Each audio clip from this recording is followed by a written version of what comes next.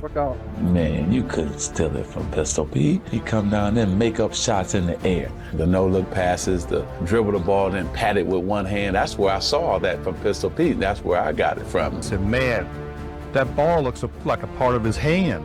And I said, he must spend a lot of time dribbling and dribbling and dribbling and able to shoot the way he can shoot. What Pistol would do, he would take the ball and set it behind his back, catch the ball, shoot. That was sweet. He moved like jazz in motion.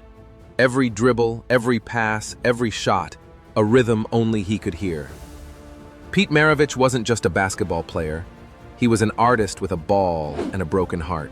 Crowds came for the magic, but what they saw was just the surface. Beneath the no-look passes and behind the back wizardry was a man searching for peace in a life dominated by expectations, obsession, and tragedy. Born on June 22, 1947, in Aliquippa, Pennsylvania, Peter Press Maravich was the son of a steel mill worker turned basketball coach. His father, Press Maravich, had clawed his way out of blue-collar poverty with a basketball in hand and passed that torch to his son with relentless force. From a young age, Pete was immersed in the game. He dribbled everywhere. Press wasn't just raising a son, he was crafting a legend. He drilled Pete with obsessive discipline. 2 minutes dribbling right-handed, 2 minutes left, 2 minutes behind the back. Pete never stopped. He was a boy consumed by the game, locked into a rhythm that would define his life. By his early teens, Pete's reputation as a basketball prodigy had already taken root. His wiry frame and unorthodox style made him an oddity on the court, but his creativity made him a spectacle. High school defenses didn't know what to do with him. His passes flew with impossible spin. His shots launched from deep, flicked from the hip like a Wild West gunslinger. He played as if the game itself was a stage. But Pete's talent came at a cost.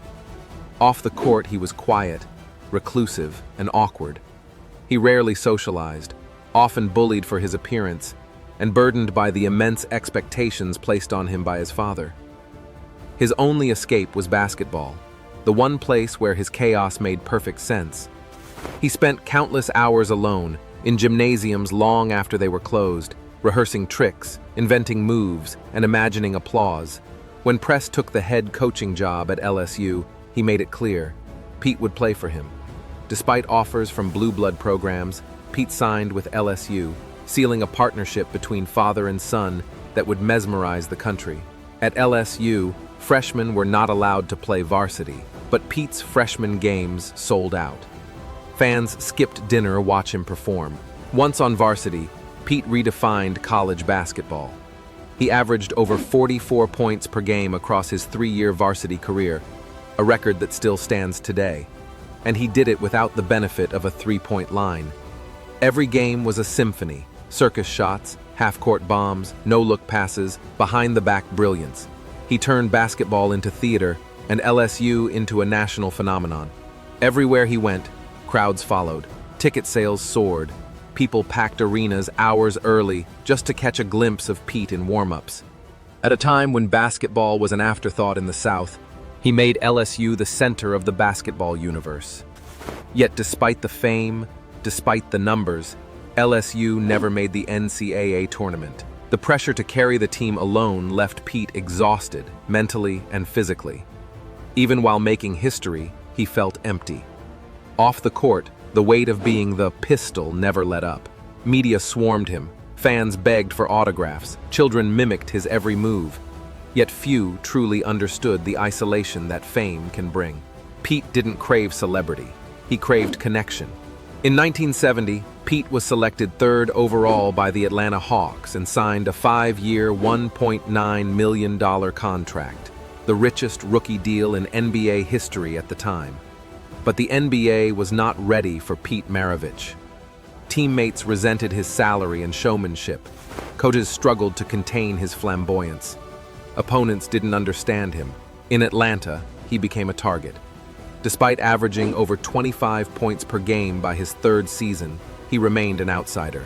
The Hawks wanted structure. Pete brought jazz. He rolled balls down the court during fast breaks.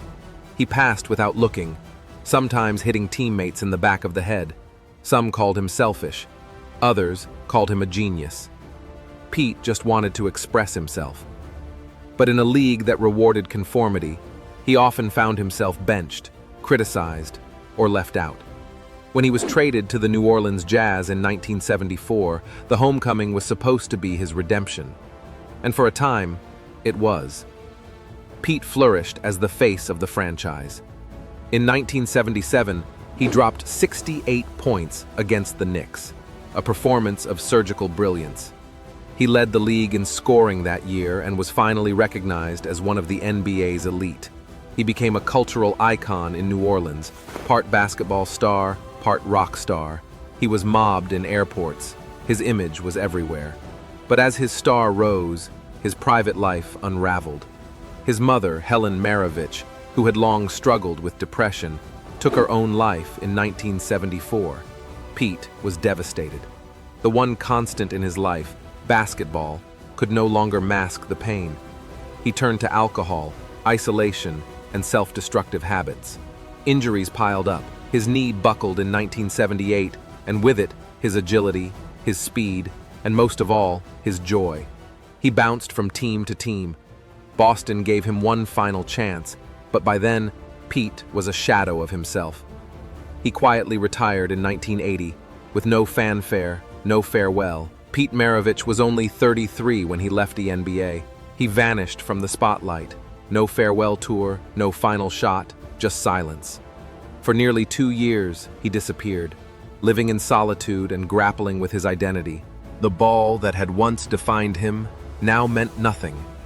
Then, something changed. One night, alone and restless, Pete said he felt a surge of energy rip through his body. He later described it as the voice of God calling to him. From that moment, Pete was reborn. He embraced Christianity with the same obsession he once gave to basketball.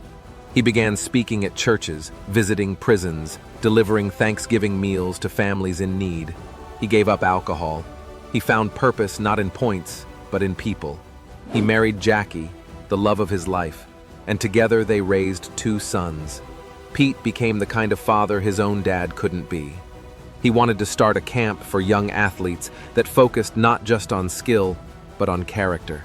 He was even working on a book about his transformation, eager to share the lessons he had learned from a life spent chasing fulfillment through fame. And just when he had finally found peace, fate intervened.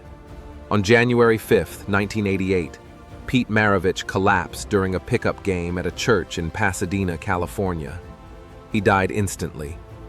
He was 40 years old. An autopsy revealed he had been born without a right coronary artery, a defect so rare and dangerous, most people never live past childhood. Pete had played decades of high-level basketball with a broken heart, literally. The basketball world was stunned. How could someone so vibrant, so gifted, disappear so suddenly? But maybe that's why his story mattered so much. He gave everything to the game, his body, his mind, his youth. And when basketball couldn't give him peace, he searched until he found it. Not in fame, not in fortune, but in faith and fatherhood.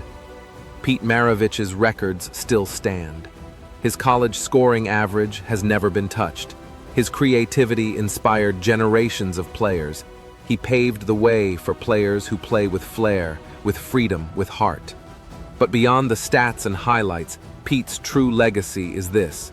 He was a man who spent his life trying to be more than a player. He wanted to be whole. He wanted to be free. And for a brief moment, before the final whistle, he finally was. The way he handled the basketball so flippantly and so sort of carelessly really offended a lot of basketball purists.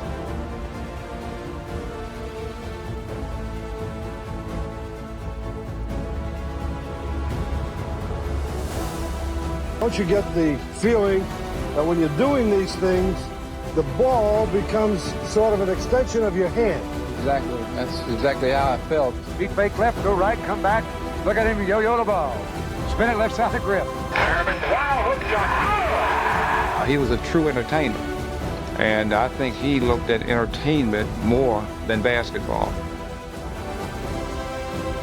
He used his basketball as a form of self-expression, and one of the real leaders in bringing basketball into this sort of area of artistry.